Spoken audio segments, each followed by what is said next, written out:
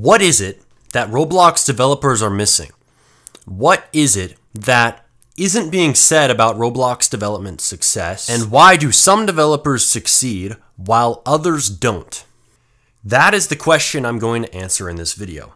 And this addresses a lot of uncomfortable truths about Roblox development that most people don't want to accept.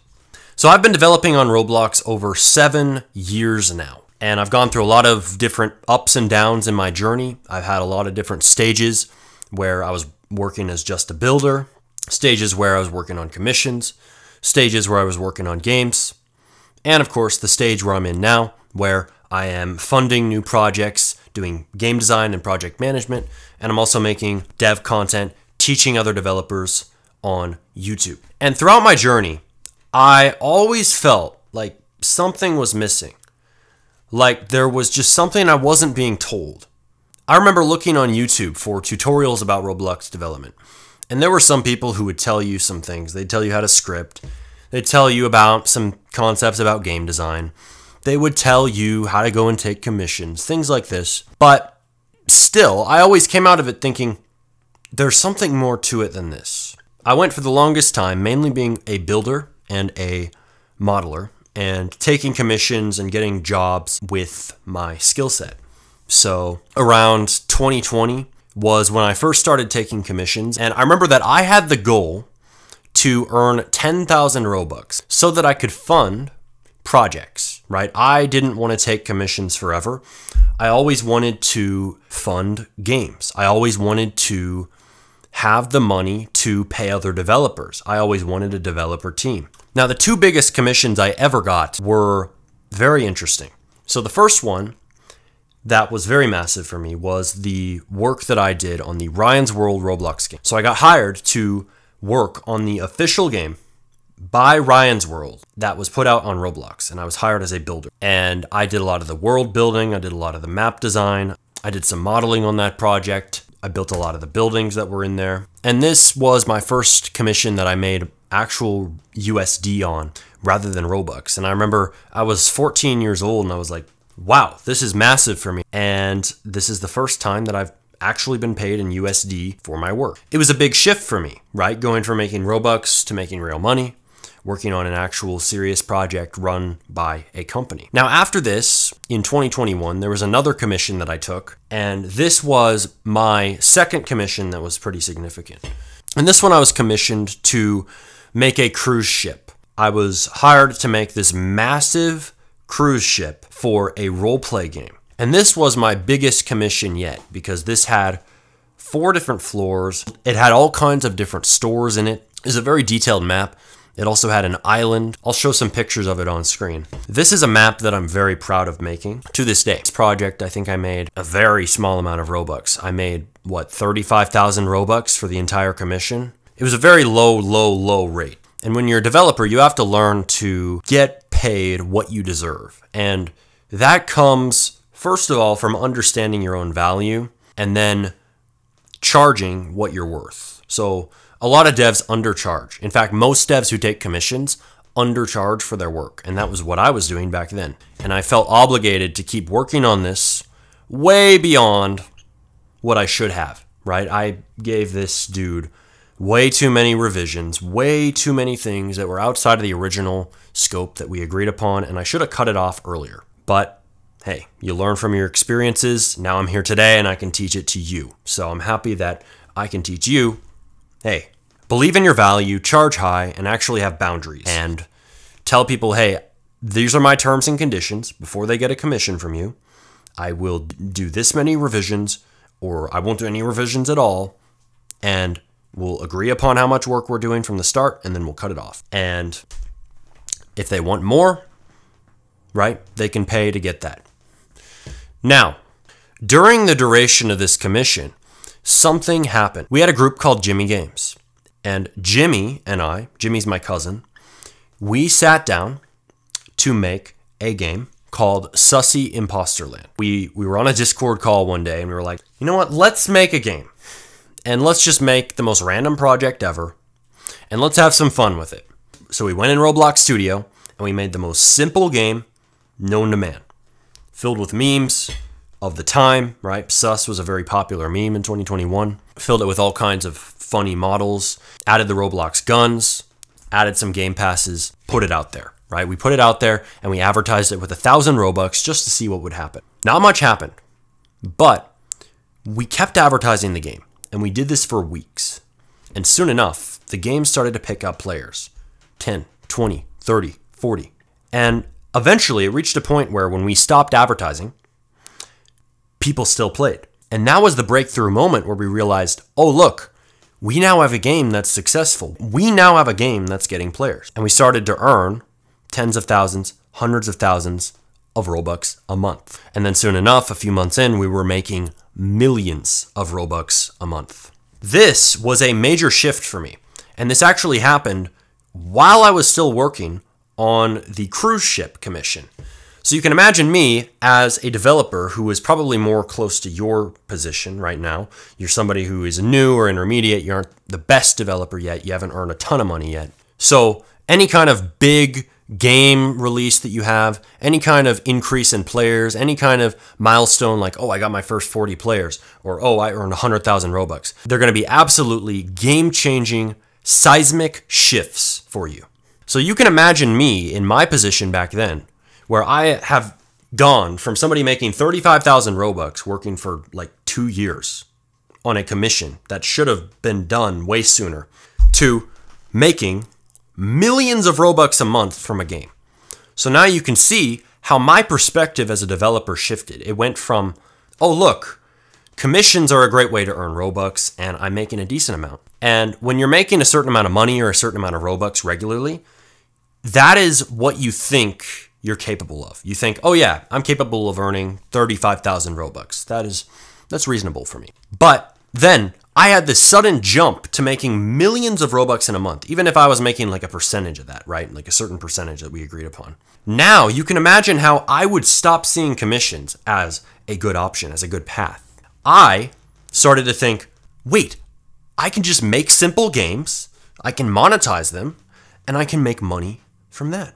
I can make money from these games. And you can see how I started to see this major contrast, right, between low leverage work and high leverage work. When you take commissions, you are doing low leverage work because it relies on your time and your effort. But when you make games, you're doing high leverage work because you make that game once with your time and effort or the time and effort of a team that you hire, you put it out there, and the game keeps running on Roblox 24/7, making you money even when you aren't working on it. People can buy game passes and developer products even when you aren't sitting there in game telling people to go buy them, right? Nobody sits in their Roblox game in chat saying, hey guys, please buy my game passes. No big developer, nobody who makes serious income sits around doing that. It's not necessary. That's not how games work. Games are high leverage. That's why owning a game will always be the best way and the most lucrative way to earn Robux or money on the Roblox platform, right? But now my perception of what is a high amount of Robux shifted forever. And I went from this dev who was very confused, kind of struggling to find his way through the fog of Roblox development, who didn't really have a path, who didn't really have videos like the ones that you're watching now to show you how to make a strategy to succeed as a developer, who didn't have a map to explore the world of Roblox and come out of it with the results that I want. But over time, my experiences led to me making a map and piecing together the puzzle of how Roblox development success works. So what I realized was that strategy comes first in Roblox development. This was the groundbreaking shift that I made. I used to rely on passion. Passion. Making games that I love, making massive projects, making games in our group, Volt Gaming Studios, right? Making what we wanted to make. But this didn't get me anywhere. Then I started following strategy a bit, right? I started taking commissions, as I said, with the goal to earn 10,000 Robux, right? A very small goal in retrospect, but for me at the time, it felt like a lot. But what I didn't see while I was taking commission was that Robux that I wanted to earn to fund games in the future could be earned from simple games. One of the key components of Roblox development career strategy is to make simple games first. And this was the earthquake moment in my career that shook the foundation of how I think about development on Roblox forever. This has shaped all the teachings that you're hearing on this channel now. So while taking commissions and doing low leverage work like that to earn Robux or to earn money is a good way to earn when you start as a developer, making simple games is a step up from that. And making simple games with monetization will allow you to earn 10 to 20 times the amount you're going to make from commissions monthly if you start to get a good amount of players and retain them. As I said, I made what, 35,000 Robux for like 2 years of work? And yeah, I was promised a percentage, but this game never released. Wow, what a valuable percentage I got, like 30% or something. Earning 30% on a game that never comes out means nothing at all. So earning 35,000 Robux from a single commission to earning millions of Robux a month, or earning several 100,000 Robux per month per my percentage of the group because it's owned by multiple people. That is 10 to 20 times the amount of money that I made from commissions monthly. Do you see the difference here? And since we had Sussy Imposter Land and then the games that we made in the future out on Roblox as games that people can play at any time, 24/7, I was able to make money even when I was sleeping, right? I'd be sleeping, I'd wake up, I'd go look at the games, I'd see, oh, look, there's people playing the games right now. I just made 20,000 Robux overnight. So you can imagine how my mindset towards Roblox development shifted forever because of this experience. And I learned that strategy comes first. And also, you got to make a game that's aligned with player desire. That doesn't mean that you don't make a unique game, right? You can still make a game that is a new idea that hasn't even been done before, but it still has to be something that people want. That is the key. And that is more important, at least when you start, than making something you want to make. So I've told this story before. When I sat down with Jimmy to make this game, I was acting like a hobbyist. I was saying, oh, well, Sussy Imposter Land, that's a stupid idea. We got to make a quality game because that'll be successful, right? I was saying basically that if we just follow our passion, we'll be successful. If we make a game that is designed with our heart and soul, if it's designed with an open world, beautiful map, and all of these fancy mechanics, people will love it. And Jimmy was like, no, Among Us is a popular meme. That's going to get us players. He was thinking right. I was thinking wrong. And because at the time, Jimmy, whether on purpose or not, was thinking from a more strategy-first perspective, from a business perspective of what does the market want versus what do I want, right? Putting what the market wants first. We were able to make a game that got millions and millions and millions of visits and made us millions and millions and millions of Robux. Even though many devs would point at it and say, oh, that's just a low-quality game, especially when it was new. Now it's had its improvements over the years. It's had its updates. It's not just a silly meme game. It has different mechanics like you can do weapon upgrades. You can upgrade your guns. It's got some well-designed models that were made by my dad, who's a modeler, for example. It's got some heart and soul, passion crowd, put into it. But you can see how my mind about development shifted forever. You don't have to make a high-quality game by developer standards in order to be successful. Players see quality differently. The metrics players measure quality on is different than what most developers measure quality on. Players measure quality on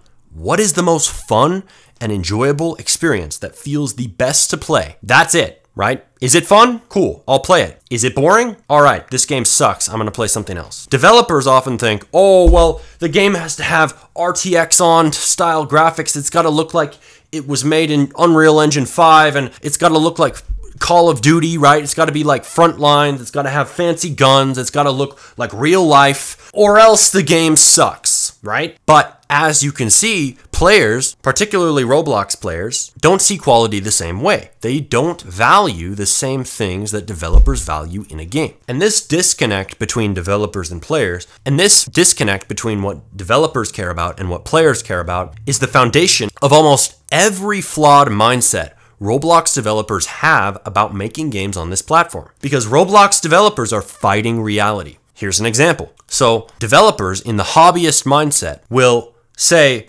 Grow a Garden is just cash grab, low quality slop. And they'll leave it at that, right? They see a game that has classic Roblox style graphics. It doesn't have much. It doesn't have super advanced high poly trees that have PBR textures that reflect the sunlight off of them perfectly. And every single detail of the bark of the tree is perfectly designed by hand on a 3D drawing tablet, right?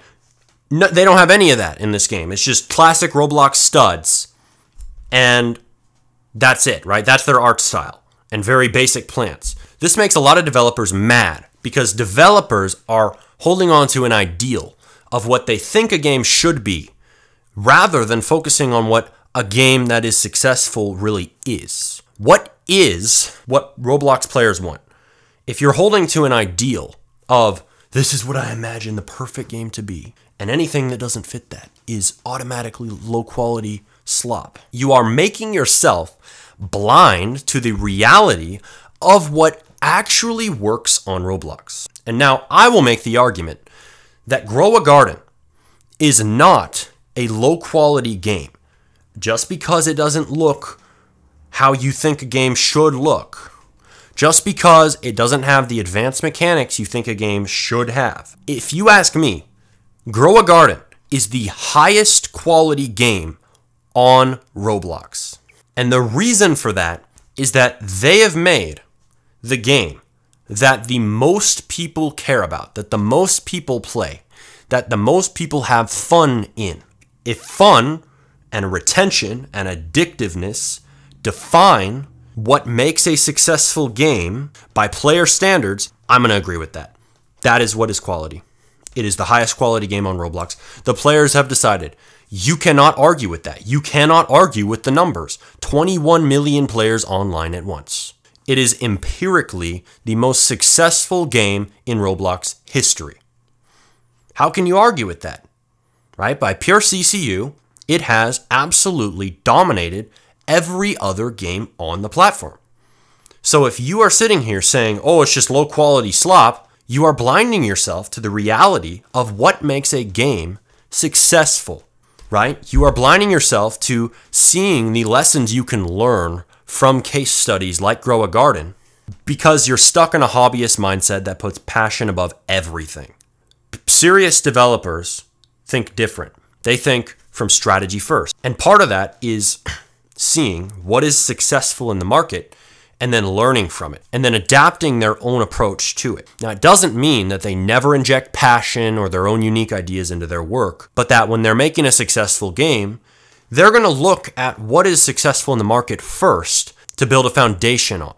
Because what is already out there, what's already working, gives us the best model of success that we can see until we start making successful games of our own. So stop blinding yourself to the reality of what makes a successful Roblox game by labeling things that are doing well with the cash grab label, with the slop label. These labels blind you to reality because the reality is people want to play these games. And if you take away your opinion and look at things as objectively as possible and think, what is making this game successful? What are they doing right? You're going to learn lessons that will allow you to make more successful games yourself. So most devs are holding themselves back by thinking from the hobbyist perspective. This is why. So someone like Jimmy, right? Jimmy was thinking right from the start. He didn't say, oh, sus is such a cringe meme. That's so stupid. Why would I ever make a game about that? He said, people care about sus, so let's make it. Back then, I eventually aligned with him, right? Obviously, when the game succeeded. But I back then was thinking like the hobbyist, thinking like these people criticizing Grow a Garden. And I was saying, well, bro, that's going to be low quality. Dude, it doesn't matter if I think it's low quality. It matters if the players think it's high quality, if the players think it's fun. And they did. That's why it got millions of visits. That's why it had sustained hundreds of players online for very long stretches of time. That's why it made us millions of Robux, because the players liked it. And the players liked it, and Jimmy knew the players would like it and predicted that because he was looking at a trend. And trends and what's already successful gives us a great model, right? As I said, a model to base our games upon, right? He looked at, okay, what memes are popular? Well, Sus is a very popular meme. Among Us is a very popular meme. So we can take that as a model of what is successful right now, or what is floating in the overall consciousness of people right now, and also players on Roblox. And then how do we turn that into a game of our own? So what is successful right now, or what is popular right now, gives us a model for what will be successful in a Roblox game, right? So there's nothing wrong with following a trend. Following a trend is smart. Now, because he didn't criticize the trends, and because he just accepted reality as it is and adapted to it accordingly, and then I went along and I helped him make this game because I know how to script, he didn't. I was the key factor in making this game actually, because I know more about Roblox development and the intricacies of that than him, right? But he had a good idea. We were able to get this game out there as a team. So a major factor of the original success of Sussy Imposter Land was Jimmy's mindset. He had the mindset of a serious developer, a developer who aims to make money, and a developer who also doesn't judge what's successful or doesn't judge what's popular on Roblox or anywhere else. He learns from it, and then he adapts his approach to making games to it. Now, because we made our simple games in Jimmy Games, now we're able to take the funds that we earned from making those simple games, right, and use that leverage, that capital, to fund new projects. So now I've taken a lot of the funds that I have earned from Jimmy Games and put it into new games that I'm making with Myro right now, paying developer teams, paying scripters, builders, modelers, UI designers to make new projects, right? And some of these projects may have more of my passion in it, right? You're able to fund games that you love when you make games that other people want. It's simple as that. And it's less of a gamble to make a game that is based on what people already want than what you want when you're a new dev. When you're somebody who's developed for years, you are in a safer position to follow your passion and to just make whatever you feel like. But when you're a new developer, you can't afford to do that, and you don't have the skill set to carry out your dream game yet. That's why I teach what I teach. That's why this channel is the best channel to learn about Roblox development career strategy. There isn't any other channel that goes into this much detail. And I have learned all these lessons throughout my career. I've developed this approach to Roblox game development. I have collected the truth about how development works through my years as a developer. And now I'm able to make the videos that I wish I had from the start. So you're welcome. You have the map, you have the information I wish I had when I was new. But now you know how development works far better than I did way back in 2020. If you're watching this content, if you're paying attention, and if you're watching all the way through to the end and you're taking notes, you are learning what it takes to be a serious developer, what it takes to be successful. So don't just sit on what you know now about Roblox development career strategy and strategy first Roblox game development. Go out there and use it. Take action. That's the most important thing, because all this information is useless if you never put it into practice. So click this video here to learn more, and I'll see you next video.